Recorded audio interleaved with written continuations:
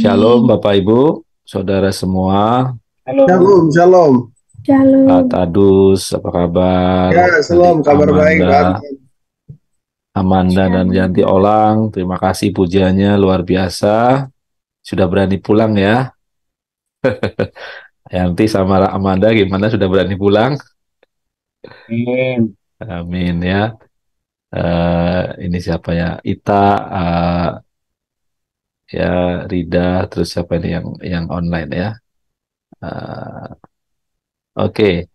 Bapak Ibu, eh, Saudara semua.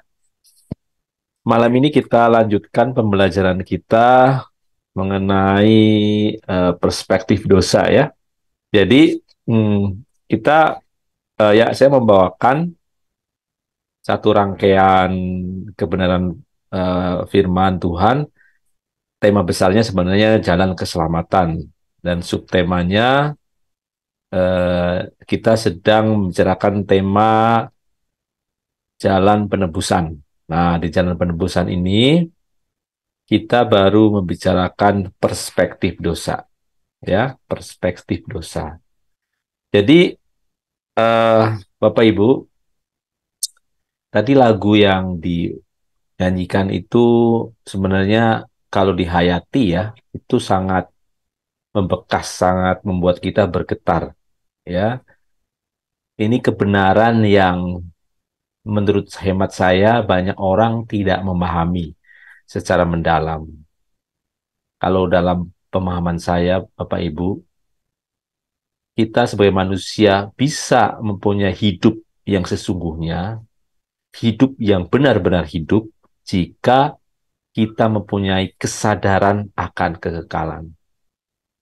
Kalau manusia sama sekali tidak menyadari akan kekekalan, dia hanya hidup dalam dimensi kefanaan, ya, fokus hidupnya hanya memenuhi kebutuhan jasmaninya, kebutuhan, keinginan jiwanya, hasrat jiwanya, memuaskan dirinya, sehingga melupakan kekekalan, sesungguhnya dia belum benar-benar hidup.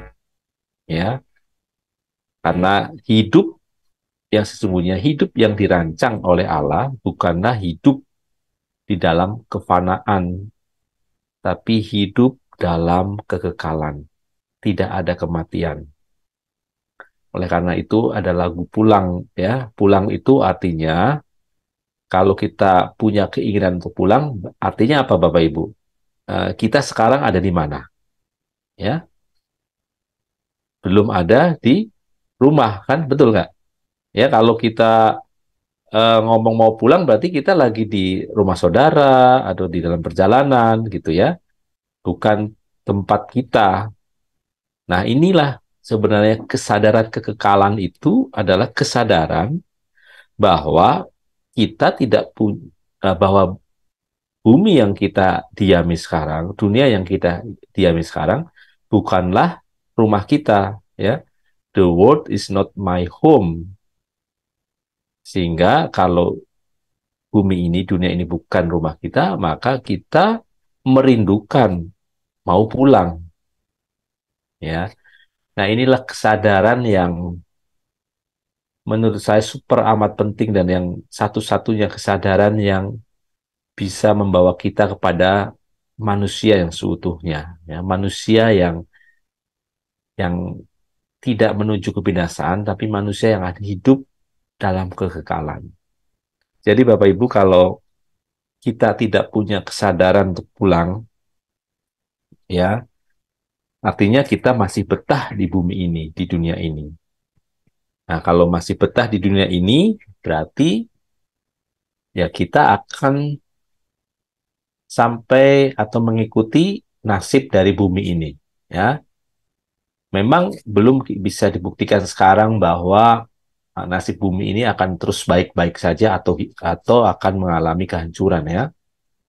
Tapi ingat Bapak Ibu, bahkan orang-orang dunia, para ahli ilmuwan pun sebenarnya punya kesadaran bahwa bumi ini tidak mungkin menjadi tempat selama-lamanya bagi manusia. Karena itulah ya manusia mencari tempat lain, bumi lain ya selain di sini. Ya, uh, para ilmuwan itu sekarang sedang mencari yang disebut istilahnya exoplanet, ya, planet yang mirip bumi, yang punya yang memungkinkan mempunyai kehidupan. Ya sebenarnya mau orang percaya kan pencipta, percaya Tuhan atau tidak, ya sebenarnya punya kesadaran bahwa bumi ini bukan tempat yang akan selama-lamanya, gitu, ya. Tapi tempat yang suatu saat pasti akan berakhir. Nah, masalahnya, ya, kalau kita mau pulang, pulang kemana? Nah, di lagu itu kan jelas ya, pulang ada dua lokasi nih. Pulang ke padang gersang tak bertepi, ya, di mana tiada mentari, tiada lagi bintang, bahkan dalam jurang gelap kengerian. Atau kita bisa pulang, ya, di hamparan padang hijau tak bertepi, di mana Tuhan sendirilah menjadi matahari kita, negeri indah dari Sang Pencipta. Nah, Bapak Ibu, apa penghambat utama kita bisa, ya? Apa penghambat utama yang menentukan, ya, nasib kita pulang kemana, ya? Apa yang menghambat kita bisa pulang ke hamparan padang hijau tak bertepi, ya? Kalau di sini tingkatnya, ya, surga, ya. Ya, surga itu digambarkan hamparan padang hijau tak bertepi, ya, di mana Allah sendiri menjadi sinar terangnya mataharinya. Apa penghambat kita nggak bisa pulang di sini? Atau yang menentukan nasib kekal kita pulang kemana? Apa, Bapak Ibu? Adalah dosa, ya. Jadi kita belajar tentang perspektif dosa itu belajar hal yang sangat penting, ya, sangat-sangat penting.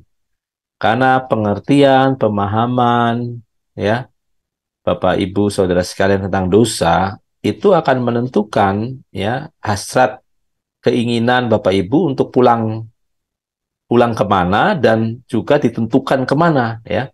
Walaupun Bapak Ibu punya keinginan ke surga, ya, tapi akan sulit ke situ kalau Bapak Ibu punya pengertian salah tentang dosa atau eh, belum menyelesaikan masalah dosa ini, ya. Nah, ini yang sedang kita bahas saat ini, ya. Nah, jadi eh, Bapak Ibu, coba kita renungkan sedikit ya, kenapa masalah dosa ini menjadi begitu penting dan sangat fatal ya kalau kita tidak punya solusinya, ya.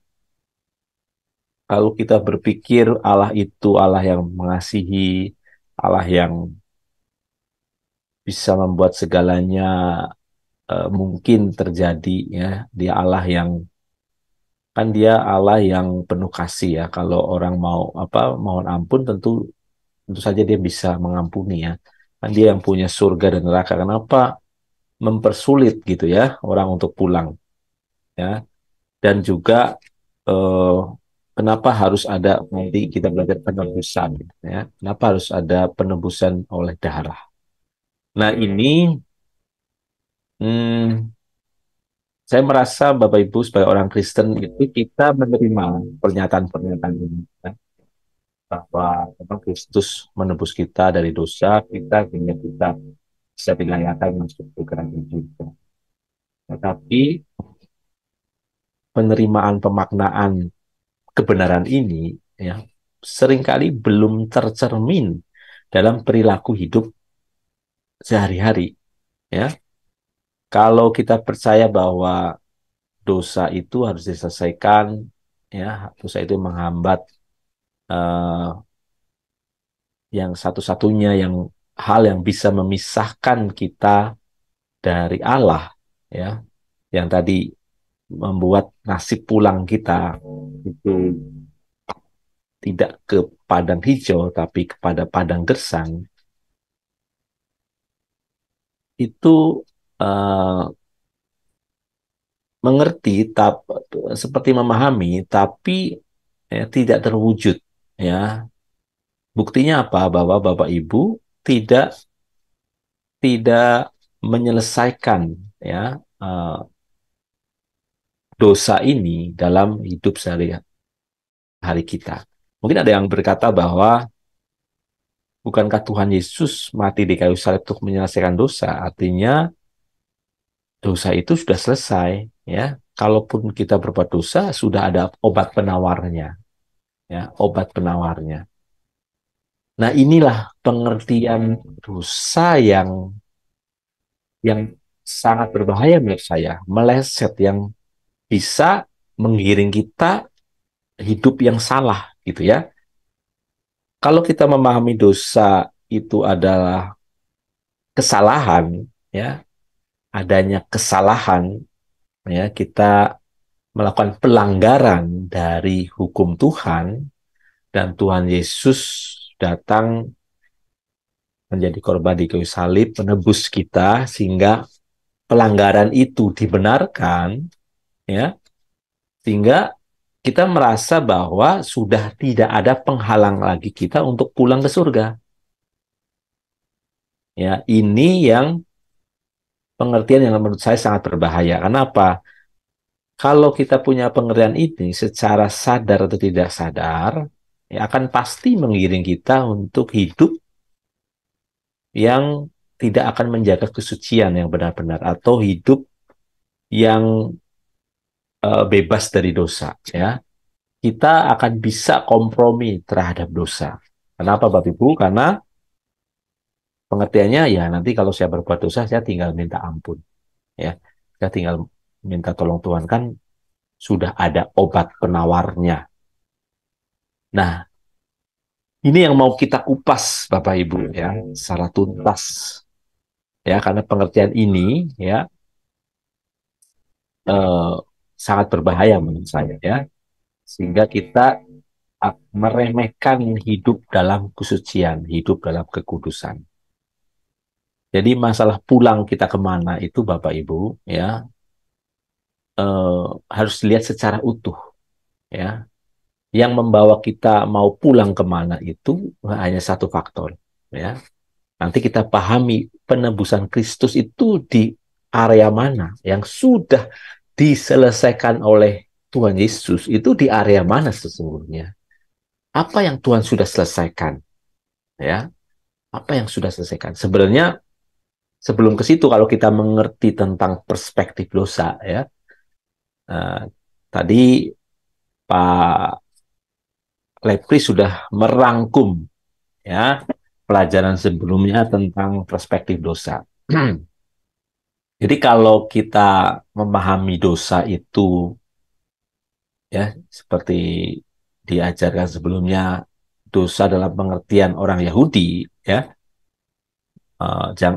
benar salahnya itu kalau melakukan atau tidak melakukan hukum Tuhan. Jadi kalau melakukan hukum Taurat artinya benar, ya, kalau tidak melakukan hukum Taurat artinya salah. Dan melakukan sesuai hukum Taurat juga dalam pengertian yang kelihatan, ya, jangan mencuri, membunuh, itu yang kelihatan secara fisik. Nah, kalau pengertiannya itu, ya, dosa itu, dosa hanya itu, berarti apa, Bapak Ibu? Kalau dosa pelanggaran ini, ya, pelanggaran terhadap hukum Taurat ini, ada yang menebus, ada yang uh, membayarkannya, atau yang mengampuni dengan penebusan.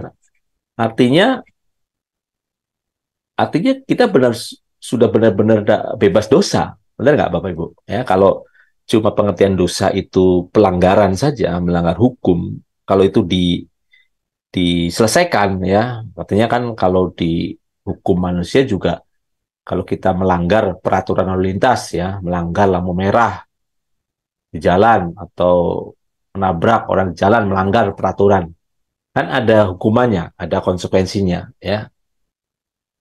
Kita harus menebuskan SIM kita itu dengan membayar, ya kan? Membayar sejumlah uang sehingga kita bisa mendapatkan SIM kita sendiri, sehingga kita bisa diperbolehkan mengendarai mobil lagi. Kalau sebatas itu berarti kalau ada yang membayar, ya pelanggaran kita itu ya berarti sudah selesai, urusan sudah selesai.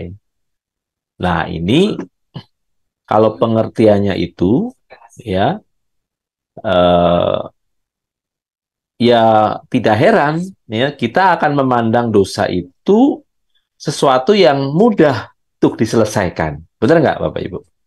Mudah untuk diselesaikan karena apa? Ya pelanggaran itu sudah dimaafkan, ya sudah diampuni. Ada darah Yesus kita percaya, ada yang sudah yang membayar, Tuhan Yesus membayar, selesai gitu. Ya, tapi ternyata ya Tuhan membawa kita ke dimensi yang lebih tinggi, lebih besar ya. Jadi karya keselamatan di perjanjian lama itu ya progresif ya. Memang saat itu umat Allah itu baru mampu segitu loh memahami dosa ya. Konsekuensi dari segitu memahami dosa juga mereka juga belum paham benar konsekuensi ya pelanggaran dosa itu ya. Jadi setelah kematian akibat apa kita mati dan akibat dosa seperti apa nasib kekal mereka juga mereka tidak punya bayangan ya. Jadi seiring itu, seiring pengertian mereka yang dangkal terhadap dosa dan kematian akibat dosa, mereka juga tidak punya bayangan pulangnya kemana gitu. Betul nggak Bapak Ibu ya? Kalau Bapak Ibu baca kan, bahkan Nabi seperti Daud juga, kalau dia meninggal tidak dikatakan dia pulang ke surga ya, tapi dia dikatakan masuk perhentian nenek moyang. Ya, mereka sama sekali tidak punya bayangan kemana. Jadi orang perjanjian lama itu bingung pulangnya kemana gitu. Ya, pulang kemana nggak tahu. Ya, gambaran tentang padang hijau tak bertepi, Tuhan matahari atau gambaran surga itu nggak ada. Atau bahkan gambaran tentang neraka itu juga eh, belum begitu clear ya, tapi mereka ada dalam ketidakpastian yang besar ya. Yang tentu saja kalau orang dalam ketidakpastian akan sangat menakutkan. Nah, kita kemudian dibawa ya pada pengertian dosa yang lebih dalam lagi ya Bapak Ibu, lebih dalam lagi yaitu pengertian apa di zaman anugerah, zaman perjanjian baru ya. Di zaman anugerah, zaman perjanjian baru, ternyata Bapak Ibu yang disebut dosa itu bukan sekedar pelanggaran kan, tapi apa? Apa Bapak Ibu? Tadi sudah dikatakan ya, meleset ya, hamartia ya, hamartia atau meleset ya. Nah, ini jadi ternyata ya Tuhan itu punya punya apa? eh, punya target ya, punya tugas untuk setiap manusia ya, untuk setiap manusia sering.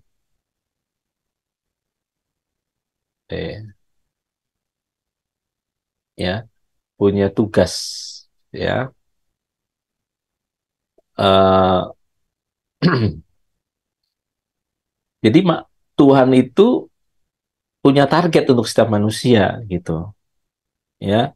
Dia dia mau rancang manusia itu untuk punya kesempurnaan ya, punya kesempurnaan.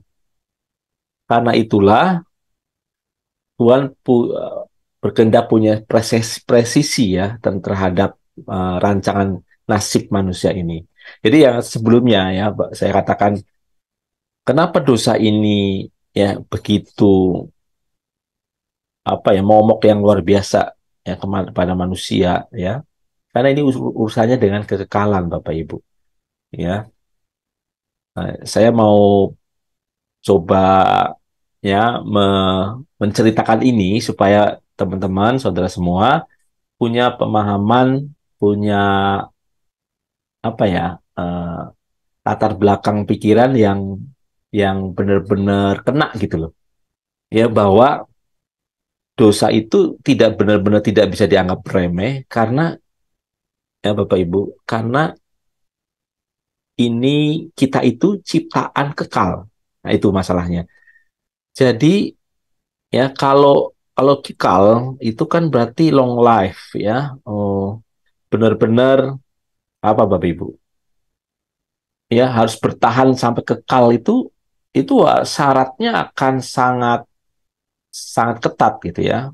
Ya, jadi kalau Tuhan menciptakan sesuatu ya yang tidak dirancang kekal ya, tentu speknya akan lebih rendah gitu dibanding rancangan eh, makhluk atau benda yang dirancang kekal ya. Sama seperti manusia juga kan kalau kita merancang gitu kendaraan, pesawat gitu ya, pesawat yang hanya ditujukan untuk mengantar manusia ya antar kota gitu ya. Tentu spesifikasinya berbeda dengan pesawat yang bisa mengantar manusia kepada bulan. Ya, jadi eh, hal gini, hal yang kelihatan sepele ya di kendaraan kita yang pesawat kecil tadi, ya mungkin juga jenis bahannya, untuk jenis skrupnya itu standar biasa gitu ya. Itu tidak bisa dipakai kalau kita sedang merancang pesawat ulang-alik ya, yang dipakai untuk membawa orang ke luar angkasa ke bulan. Nah, itulah. Jadi sebenarnya Bapak Ibu ya, standar Tuhan itu waktu perjanjian lama itu nggak berubah, nggak di bawah gitu, nggak di bawah. Terus waktu perjanjian baru Tuhan naikin, nggak. Sebenarnya dari dulu juga standar orang bisa hidup kekal, hidup bersama Tuhan itu standar kesucian tertentu, standar kesucian yang kita belakangan baru tahu itulah standar yang diberikan, yang diajarkan oleh Tuhan Yesus. Jadi standar kesucian manusia yang harus dicapai manusia itu adalah standar kesucian Tuhan Yesus. Itu dari dulu juga seperti itu, ya. Tapi karena manusia tidak mampu, Tuhan membawa bertahap. Nah, kita sampai pada pengertian di perjanjian baru di zaman anugerah ini bahwa ya untuk bisa mencapai ke surga, pulang yang benar ya, yaitu hidup di dalam kerajaannya, dimuliakan bersama Tuhan Yesus, ya itu sangat harus presisi gitu ya, harus mencapai target yang Tuhan eh, tetapkan buat kita, Tuhan rancangkan buat kita, ya. Jadi kita sudah dibawa pada dimensi ya bahwa target kita itu bukan lagi surga neraka doang aja ya, tapi surga yang bagian mana? Ya, surga yang Tuhan kehendaki utama buat orang pilihan, orang Kristen adalah hidup bersama Tuhan Yesus di dalam kerajaannya, ya, dimuliakan bersama Tuhan Yesus. Itu di situ, ya. Kalau sampai masuk ke situ, berarti kita harus punya spesifikasi yang pas, yang diterima di situ, ya. Jadi dosa sekecil apapun, ya, itu menjadi berbahaya. Sama seperti Bapak Ibu kalau tadi saya gambarkan pesawat ke luar angkasa ya, atau Bapak Ibu lihat ada roket yang membawa manusia ke bulan ya, itu kesalahan sekecil apapun ya, tuning atau sistem apapun yang kecil gitu ya, yang mungkin bagi orang yang hanya sehari-hari berkutat dengan mobil atau pesawat ya biasa itu hal yang sepele gitu ya, itu menjadi sangat krusial ya. Krusialnya sampai apa Bapak Ibu? Kalau ada kesalahan kecil itu fatal kan? Pernah dengar ada pesawat Challenger dulu yang meledak ya. Itu ada kesalahan kecil yang uh, apa ya, mudah untuk diabaikan ya. Nah, jadi secara umum ya penebusan Tuhan memang yang ini saya dahulukan saja, finalnya ya yang sudah selesai adalah tadi memang pelanggaran ya, akibat pelanggaran ada penghukuman Tuhan sudah selesaikan, tapi ada satu hal yang memang Tuhan tidak bisa selesaikan, yaitu kodrat dosa kita ya. Itu sudah kita sering ya, kodrat dosa kita yang ternyata masih ada ya. Ibaratnya pelanggaran kita memang memang sudah akibatnya sudah ditebus, tapi ya potensi kita untuk melanggar lagi itu tidak serta-merta diselesaikan. Nah, kalau kita masih punya potensi untuk melanggar, Bapak Ibu, itu sangat berbahaya kalau kita ada di surga ya. Surga bisa menjadi tidak kekal nanti, tidak spesifikasi Tuhan ya. Jadi manusia dibawa ke kerajaan surga dalam hidup kekal, tentu manusia yang tidak punya potensi untuk berbuat dosa lagi atau potensi untuk melanggar ya hukum Tuhan lagi. Jadi betapa presisinya batin kita untuk sampai ke sana. Nah, tentu saja Bapak Ibu, ya dari perspektif manusia, ini sebenarnya pekerjaan yang mustahil, sangat-sangat mustahil, ya. Tidak ada manusia yang bisa memperhatikan batinnya begitu presisi, ya, kecuali Tuhan sendiri yang mengajar kita, kecuali Tuhan sendiri yang menuntun kita, yang tahu ya di mana kondisi hati kita. Nah, itulah ya penebusan Kristus. Nanti kita belajar punya konsekuensi adanya ya Roh Kudus, ya Roh Kudus yang diberikan kepada kita untuk memastikan menjadi jaminan kita sampai kepada rumah Bapa.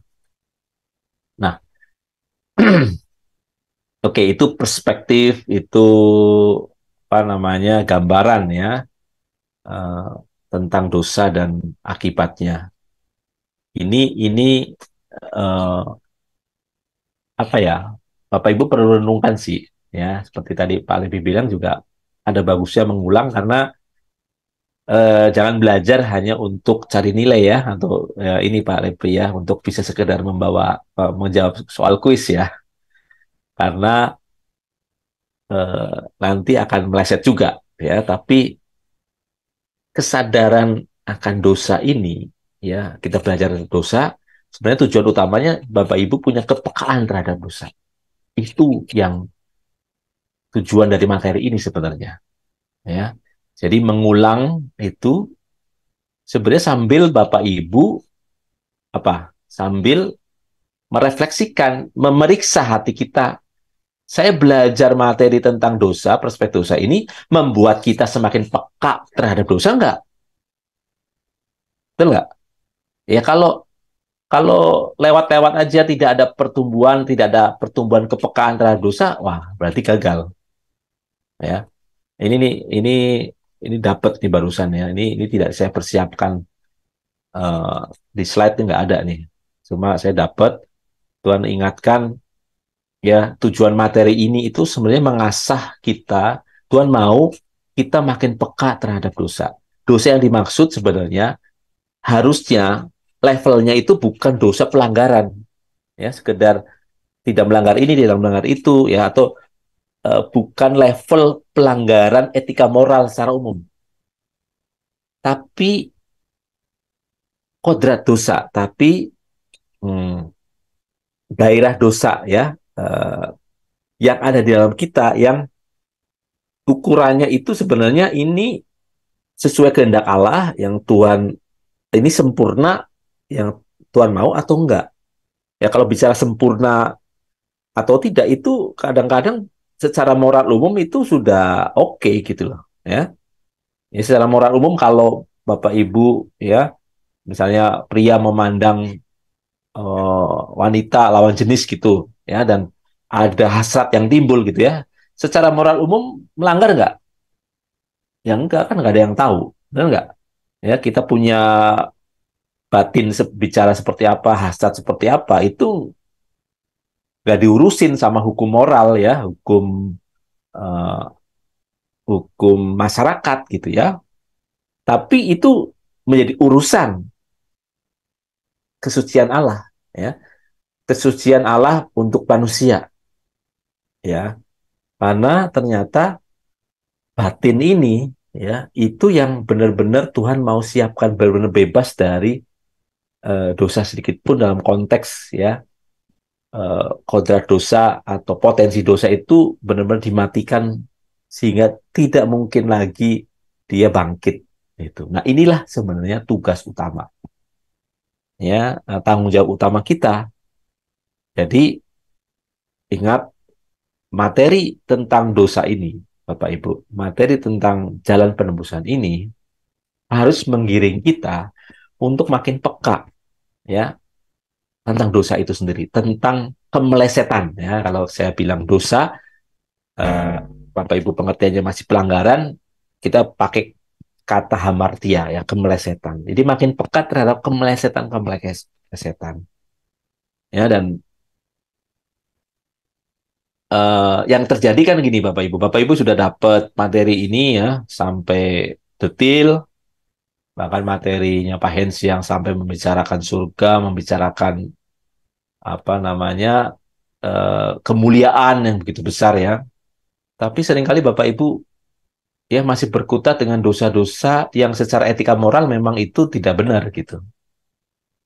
Contohnya apa? Gosip, ngomongin orang, ngomongin pemimpin, ngomongin temennya, gitu kan? Ya, berbohong, tidak komit. Ya, itu kan secara aturan manusia aja itu eh, apa, salah gitu ya. Jadi kan ada ketimpangan, ya, ada kesenjangan nih. Ya, kita bicara kayak ini tinggi, ya, tapi praktek sehari-hari aja masih melanggar moral, melanggar etika moral secara umum gitu. Nah, ini yang eh, saya menggugah kesadaran teman-teman di sini gitu ya, bahwa kita belajar ini sebenarnya kita harus pertama selesai dulu dengan urusan pelanggaran etika moral gitu, ya. Eh, apa, jangan ikutin, ya, apa, hukum aturan dunia gitu ya. Kalau apa, orang di dunia itu dulu, kalau mungkin yang zamannya orang kuliah kos gitu ya, kita membawa teman wanita kita ke kos kita gitu ya, suatu yang wajar lah, ya, ini namanya teman gitu ya. Tapi kalau bahkan secara etika moral itu juga kan salah, nggak boleh, ya. Eh, ada dalam satu tempat pria wanita gitu, secara etika hukum masyarakat itu, kok kita enak aja melakukan itu, ya. Artinya Bapak Ibu sebenarnya sudah punya teori ini, tapi masih hidup dalam tadi pengertian dosa menurut mungkin orang Israel perjanjian lama, ya, dengan pengertian juga ini melanggar, tapi nanti sudah ada obatnya, sudah ada apa namanya, eh, solusinya, ya, sudah ada obat penawarnya gitu. Nah, jangan sampai Bapak Ibu, ya, sayang, ya, sayang, mutiara yang berharga ini hanya menjadi pengertian saja, apa, menjadi teori saja, ya, tidak menjadi pengertian yang masuk ke dalam hati Bapak Ibu semuanya. Nah, jadi oke, kita balik ya ke materi, ya. Jadi dosa di zaman Perjanjian Baru, di zaman anugerah ini, ya, sentralnya adalah Tuhan Yesus, ya. Tuhan Yesus sendiri, ya. Eh, jadi apakah orang itu disebut berdosa atau tidak berdosa itu tergantung apakah dia menerima Tuhan Yesus dan selamat atau menolak Tuhan Yesus. Nah, derajat penolakannya ini, ya, itu juga akan menentukan, ya, nasib kekalnya dia. Ya, jelas dia ayat-ayatnya juga mengatakan bahwa eh, kalau kamu mengaku dengan mulutmu Yesus adalah Tuhan, percaya dalam hatimu bahwa Allah telah membangkitkan dia dari orang mati, maka kamu akan diselamatkan. Dan juga eh, apa, pengertian ini, ya, Bapak Ibu, bahwa kalau kita menerima Tuhan Yesus juga harus dalam pengertian yang benar gitu ya. Nanti kita akan saya bawa ke topik itu, ya. Nah, sebenarnya secara umum, ya, secara pengertian mendasar, apa, pengertian tentang apakah dosa dalam perjanjian baru itu bisa dilihat dari perspektif kedatangan Tuhan Yesus, ya. Jadi Tuhan Yesus datang sebagai terang, Ya, terang kan ada di ayat ini ya, di Matius 4, 15, 16 ya. Mungkin ada yang membacakan nih Matius 4, 15, 16.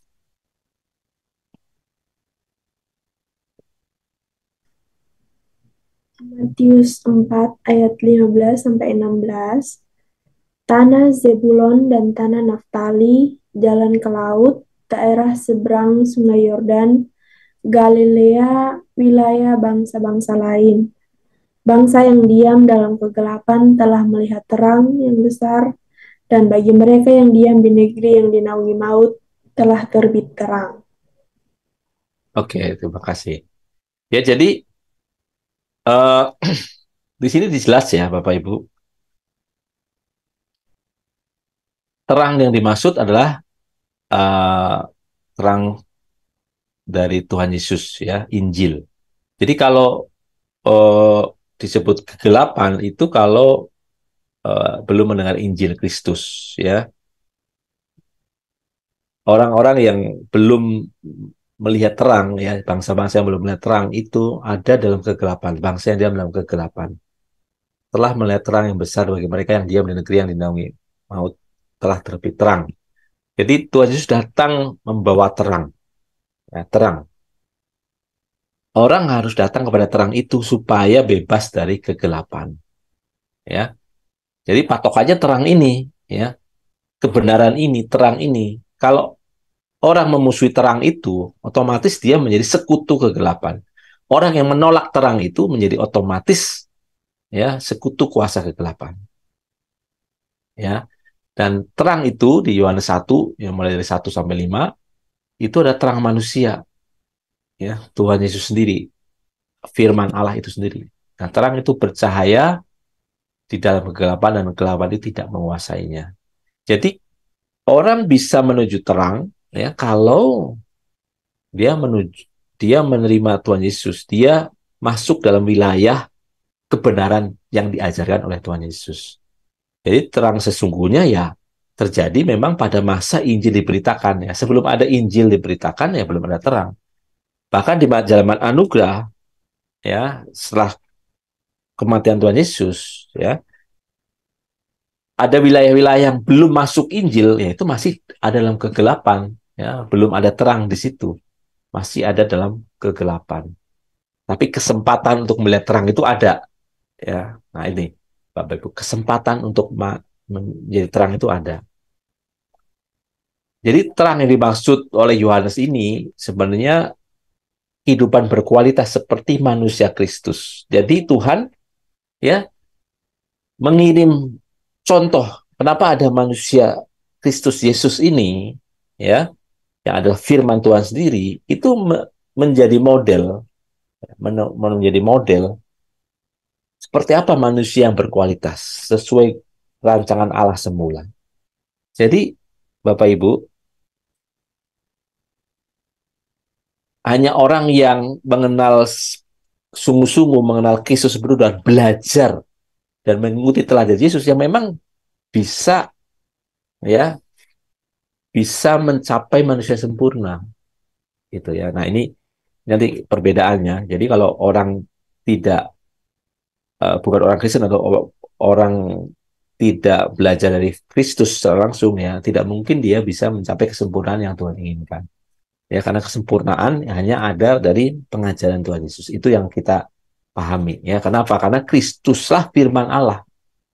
Kristuslah Tuhan Yesuslah ya kebenaran sejati dari Allah Sang Pencipta.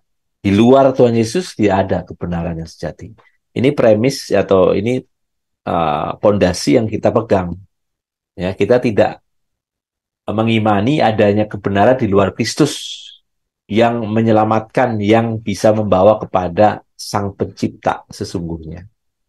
Nah, jadi eh, sentralnya adalah Tuhan Yesus. Nah, kalau kita bicara tentang bagaimana sikap orang terhadap Tuhan Yesus, ya, itu sikap terhadap terang Kristus. ya terhadap kebenaran Injil, terhadap kebenaran yang diajarkan oleh Tuhan Yesus. Nah, eh, dalam zaman Perjanjian Baru itu sebenarnya ada 3 model orang, ya. Ada orang yang menolak Kristus, ada yang tidak menerima Kristus, ada yang menerima Kristus percaya yang benar. Nah, mungkin ini diskusi saja. Menolak Kristus dan tidak menerima Kristus itu hal yang sama nggak? Apakah orang yang tidak menerima Kristus itu otomatis menolak? Nah, ini pertanyaan yang bisa membingungkan ya. Tapi kalau kita bisa menjawab secara presisi, kita akan bisa sampai pada pemahaman yang lebih dalam. Nah, ada yang mau jawab nih, ya? Kalau orang tidak menerima Kristus, otomatis menolak nggak? Tidak. Tidak. Siapa yang tadi? Alasannya apa? Bisa beri contoh. Kalau yang menolak itu sudah sangat jelas dia menolak, tapi yang tidak menerima Kristus itu eh, karena misalnya mereka memiliki kepercayaan lain, tetapi mereka di dalam hati mereka mereka tidak menolak, tapi mereka tidak eh, menerima dia sebagai Tuhan mereka, tapi mereka tahu bahwa dia itu Tuhan bagi misalnya bagi agama lain gitu, Tuhan bagi uh, kepercayaan lain gitu. Ya, ya. Oke, ada yang lain? Nah, ini pertanyaan yang mungkin belum pernah kita pikirkan ya. Karena kalau ini menganggap sama, artinya kalau orang non-Kristen pasti menolak Kristus, ya. Nanti kita pada pengertian keselamatan yang berbeda, gitu ya. Berarti kalau bukan Kristen itu artinya menolak Kristus, artinya kalau namanya menolak Kristus kan pasti tidak mungkin masuk surga, ya. Eh, apa namanya? Pasti binasa gitu kan. Jadi non-Kristen akan binasa. Nah, bisa akan sampai pengertian itu. Apa ada yang lain?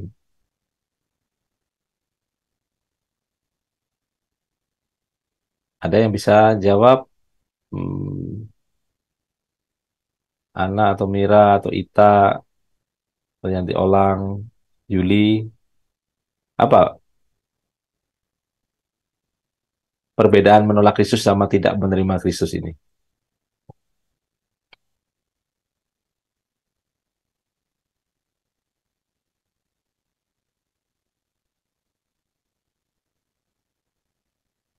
Ya? Ada yang mau jawab? Nah, tadi betul itu pada saya salah satunya.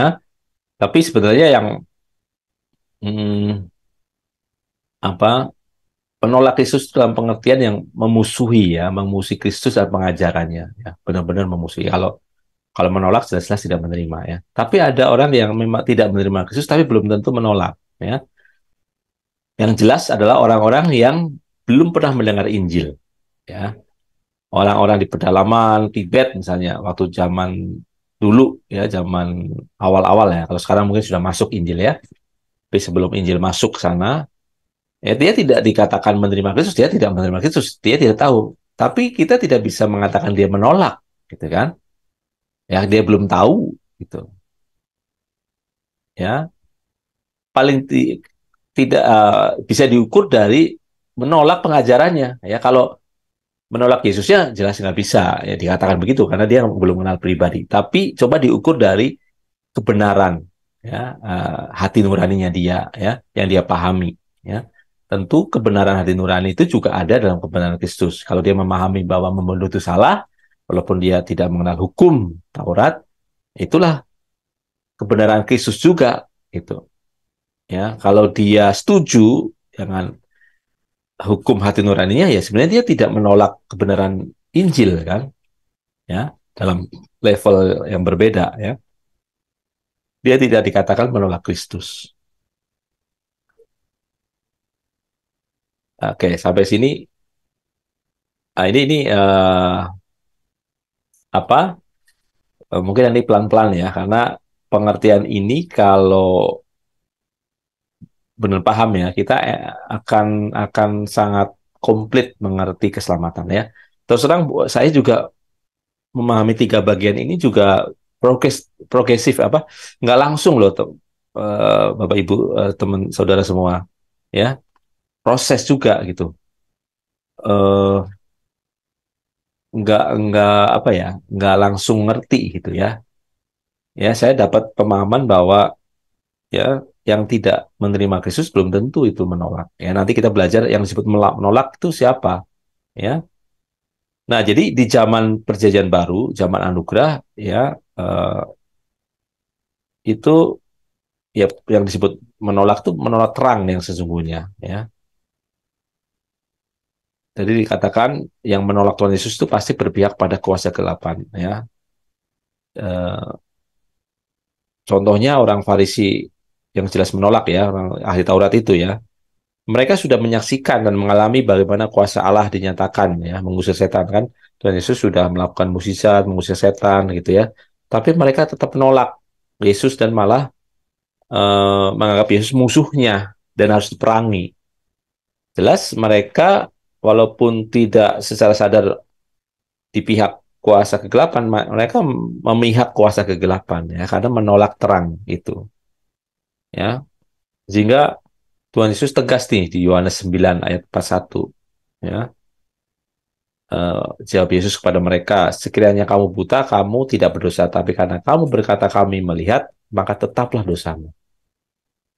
Jadi ada konsekuensi ini loh Bapak Ibu. Konsekuensi kamu tahu nggak tahu itu punya konsekuensi gitu. Kalau kamu tahu ya memahami secara tepat gitu, tapi kamu menolak, kamu tidak bisa diampuni, kamu tetap dosamu. Ya, maka ada orang yang mengatakan lebih baik kamu nggak tahu gitu ya, daripada kamu tahu tapi menolak. Gitu. Ya, nah jadi Bapak Ibu kedatangan Tuhan Yesus itu sebenarnya suatu tanda atau suatu momentum ya memaksa orang untuk memilih kepada siapa mereka berpihak. Ya, di Lukas 11 ya, dikatakan, siapa tidak bersama aku yang melawan aku, dan siapa tidak mengumpulkan bersama aku yang mencerai-beraikan. Jadi,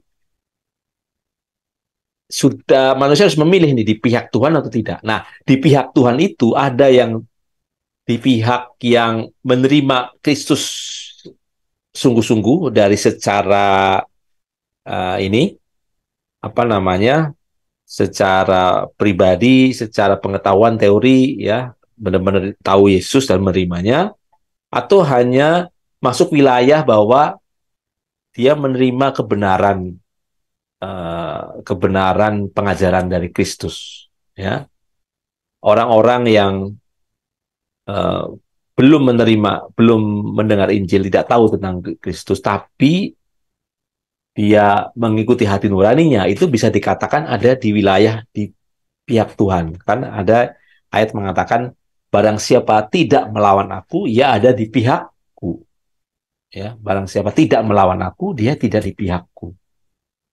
Ya, jadi saya dapat pengertian ini boleh diuji ya. Tuhan mengatakan kalau kamu nggak melawan, kamu di pihak. Jadi orang-orang yang belum mendengar Injil itu ya, dia sepanjang dia tidak melawan hati nuraninya, dia di pihak Tuhan loh. Benar nggak? Bisa dikatakan gitu kan? Walaupun dia tidak menerima Kristus. Nah ini, jadi ukurannya gini, kamu di pihak Tuhan Yesus atau tidak? Ya, kalau tidak di pihak Tuhan Yesus berarti di dalam kuasa kegelapan. Ya, ini terang sekali sebenarnya kepada orang-orang yang tak udah tahu, seperti contohnya ahli Farisi dan apa ahli Taurat ya, orang Farisi dan ahli Taurat itu. Ya, dia sudah menyaksikan dengan sendiri pengajarannya, mukjizatnya, aduh apa kesaksiannya, ya. Dia sebagian besar mereka menolak dan bahkan memusuhi sampai level memusuhi dan bahkan menginginkan kematian Kristus. Nah, itu jelas menolak, sudah menolak yang tidak menginginkan Kristus. Ya, ini tidak mungkin bisa diampuni lagi. Benar nggak? Ya, karena dia memilih kuasa kegelapan. Ya. Nah, di wilayah yang di pihak Tuhan, nah ini kita ada gradasi juga, ada uh, ada level-levelnya gitu ya. Nah, tadi yang dikatakan Panes itu bisa diterima ya dalam konteks ya dia tidak memusuhi ya artinya dia mungkin mendengar Injil tapi mendengar Injil yang salah atau tidak memadai, tidak cukup memadai dia mendengar Injil ya karena ekspresi penolakan itu secara jelas itu karena memusuhi Tuhan Yesus dan pengikutnya ya tidak menginginkan pengikutnya itu ada damai sejahtera atau ada kenyamanan gitu ya. Nah, tapi jangan salah ya, orang orang Kristen lah. Nah, kalau orang Kristen itu otomatis di daerah putih nggak menerima Kristus, percaya benar nggak? Atau bisa dikatakan dia orang Kristen tapi sebenarnya tidak menerima Kristus, bisa nggak?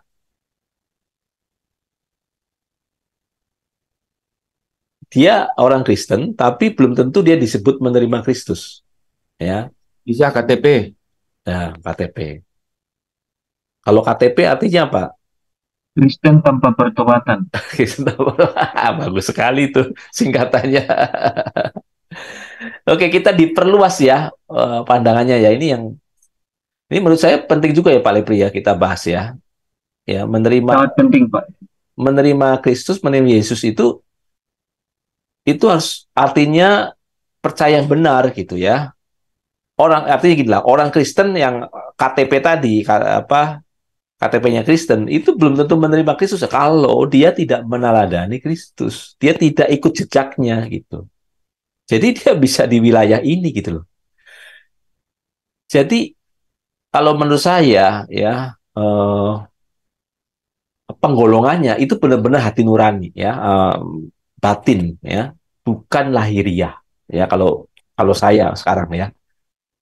Karena toh nantinya juga kita akan dihakimi hati kita ya, bukan perbuatan tangan kita yang kelihatan gitu. Jadi di satu sisi Bapak Ibu, orang non-Kristen tidak bisa dikatakan dia menolak Kristus ya. Kalau dia bisa menerima kebenaran hati nuraninya. Tapi sebaliknya orang Kristen, orang KTP-nya Kristen, belum tentu bisa dikatakan menerima Kristus. Gitu. Ya. Jadi, karena ukuran menerima Kristus, apa? Ukuran dari pengertian dosa itu sendiri, benar nggak? Ya kan? Menerima Kristus itu benar-benar orang hidup untuk tepat sasaran, untuk tidak meleset gitu. Ya, presisi. Ya, namanya menerima Kristus tuh yang benar, artinya percaya benar itu hidup dalam pertobatan karena dia menyadari bahwa harus mencapai kesucian yang Tuhan standarkan.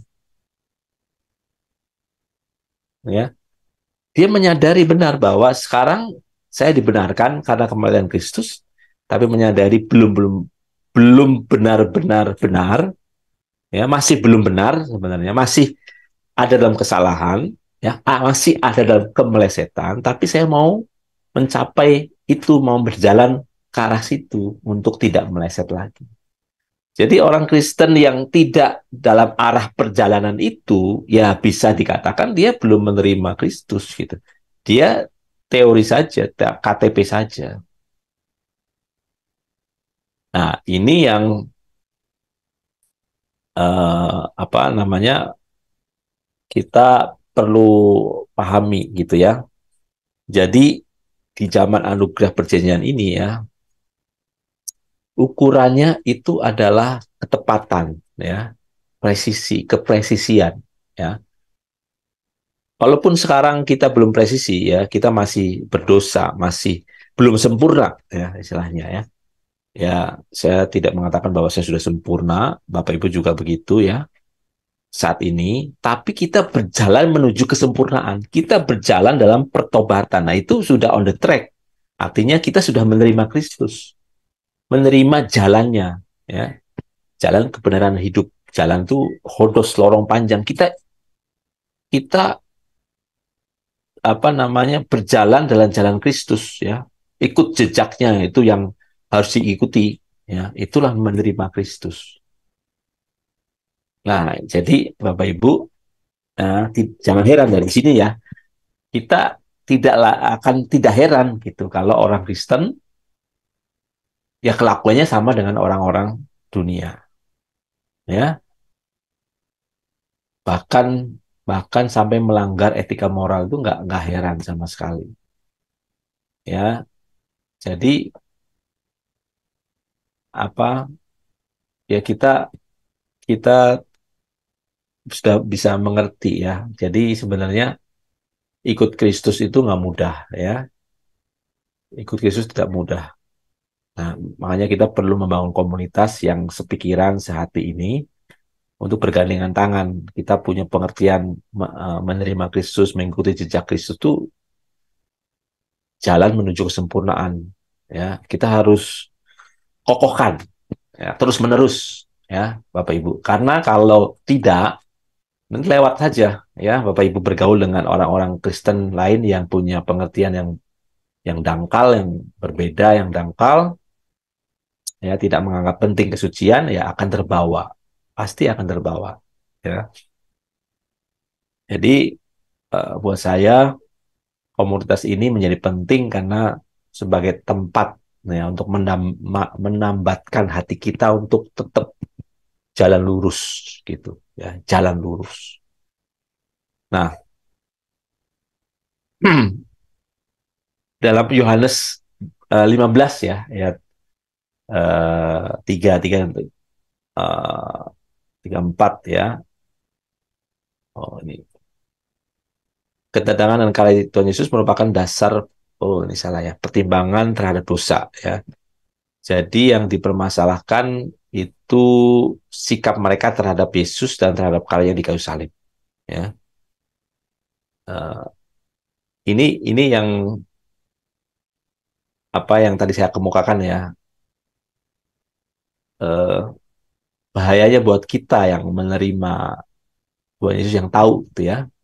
Itu ada ayat Ibrani 6 nih sebenarnya Bapak Ibu. Orang Kristen yang bisa dikatakan ya sudah diterangi hatinya, yang pernah mengecap karunia surgawi, yang pernah mendapat bagian dalam Roh Kudus, dan yang mengecap firman dari Allah dan dunia yang datang, namun yang murtad lagi, tidak mungkin diperbaharui sekali lagi sedemikian, sehingga mereka bertobat, sehingga mereka menyelipkan lagi anak Allah bagi diri mereka dan menghinanya di muka umum. Ini yang kita harus apa ya sadari, dan ini membuktikan ya orang Kristen itu tidak otomatis masuk surga di ayat ini karena orang Kristen yang mengkhianati, yang murtad, dia sudah tahu dia menolak karena kalau murtad menolak ya itu bisa terjadi ya. Jadi sebenarnya yang saya dapat ya saya pernah pada masa ada momen ketakutan juga sebenarnya memberitakan firman, belajar firman atau mengajar seperti ini ya karena makin tahu, makin memahami itu tuntutannya makin besar ya. Dan kalau sampai sampai kepleset kayak gini atau bukan kepleset ya terbawa gitu ya dan kita menolak ya kan banyak case juga kan orang-orang Kristen yang terkenal dulu bahkan pendeta yang akhirnya murtad gitu ya menolak Yesus, menolak keilahiannya, menolak keselamatannya itu bisa terjadi ya. Jadi Bapak Ibu kita belajar firman ini tanggung jawab besar ya sebenarnya. Kita harus menghidupi sampai selesai ya. Yang bertahan sampai kesudahannya itulah sang pemenang ya yang akan menang gitu yang bertahan sampai akhir. Jadi kita di komunitas ini benar-benar bergandengan tangan untuk bertahan nih Ya, kita pernah mengecap karunia surgawi, pernah mendapat bagian dalam Roh Kudus. Harus berjalan terus, ya. Jangan berpikir Bapak Ibu, ini juga mindset yang salah bahwa apa yang kita dapat sekarang itu sudah finish, Tuhan itu sudah memberikan semuanya. Belum, ya. Banyak hal yang Tuhan akan sediakan di masa depan, ya. Kalau bicara hikmat, bicara apa namanya kebenaran, ya, itu sesungguhnya bisa dikatakan ya, kita belum apa-apanya, ya. Jadi gini, kalau saya belajar kebenaran, ya, makin saya belajar kebenaran, makin tahu, saya justru makin tahu bahwa saya sebenarnya masih banyak yang belum tahu. Saya makin tahu kebenaran, membawa saya pada pengertian bahwa banyak yang saya belum tahu. Nah, Pak, ya, makin saya belajar ini, saya tahu bahasa asli, tahu ini gitu ya. Terus Tuhan bukakan tadi, justru makin membuka saya bahwa, wah, rahasia Allah itu begitu besar ya, tidak terbatas ya. Even 24 jam kita belajar firman Tuhan nggak akan cukup. Ya, jangankan itu, firman Tuhan ditulis aja, ya tidak akan cukup semua tinta ya atau kertas tinta, atau kalau sekarang tidak akan cukup semua komputer. Kalau diketik di dalam komputer tidak mungkin cukup storage-nya, ya, penyimpanannya. Ya, mau berapa tera, mau berapa penta pun nggak akan cukup. Ya, itu ada kan ayatnya di mana Pak Lepri itu? Ya, kalau dulu mungkin apa ya kertas apa tinta itu bahasanya ya. Kalau sekarang mungkin komputer storage ya. Ada kan ayatnya itu kan? Ya, di Yohanes berapa itu terakhir ya? Kalau kebenaran firman Tuhan itu ditulis nggak akan cukup. Itu membawa pengertian bahwa makin saya belajar, ya. Jadi gini, kalau orang makin belajar kebenaran firman, terus dia sombong, ya, berarti levelnya masih rendah gitu. Udah pasti itu. Dia nggak tahu apa-apa. Hmm.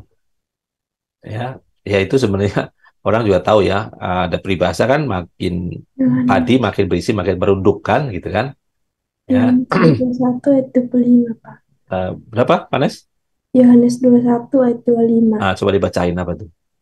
Masih banyak hal-hal lain lagi yang diperbuat oleh Yesus, tetapi jikalau semuanya itu harus dituliskan satu persatu, maka agaknya dunia ini tidak dapat memuat semua Wow, kitab yang harus ditulis itu. wah, itu loh. Apa yang diperbuat loh ini? Yang diperbuat Yesus ya kata-katanya ya. Berarti sepanjang hidupnya aja sudah banyak kebenaran, betul nggak? Yang terdokumentasi baru cuma 4 Injil dan kitab para rasul ya. Nah, syukur kepada Allah ya apa yang diperbuat Yesus yang tidak tercatat, kita bisa tahu dari mana? Dari Roh Kudus. Ya, makanya memang orang yang berjalan Roh Kudus akan mendapat kebenaran yang sepertinya tidak tertulis, tapi pasti tidak bertentangan dengan yang tertulis. Dan sebenarnya ayat ini menjadi dasar bahwa eh, dan ada ayat juga kan, Roh Kudus menyingkapkan kan, ya, menuntun orang kepada semua kebenaran, benar nggak? Roh Kudus lah Yohanes yang, 16:13. ya, gimana ayatnya tuh? Yohanes 16:13. Ya, Yohanes 16:13 ya. Hanya Roh Kudus yang bisa membawa kepada semua kebenaran. Ya, jadi Bapak Ibu kita sekarang membaca ayat yang sama, ya, membaca perikop yang sama, tapi kita bisa punya kedalaman pemahaman kebenaran itu bisa berbeda-beda dan saling melengkapi. Ya, saling melengkapi. Apa yang saya dapat itu bisa melengkapi Bapak Ibu semua, dan apa yang di, nanti di-share balik gitu ya, apa yang Bapak Ibu pahami juga melengkapi saya. Nah, jadi kita ini sekarang ada di zaman limitless, tanpa batas ya. Tuhan bukakan kesempatan tanpa batas untuk mengenalnya.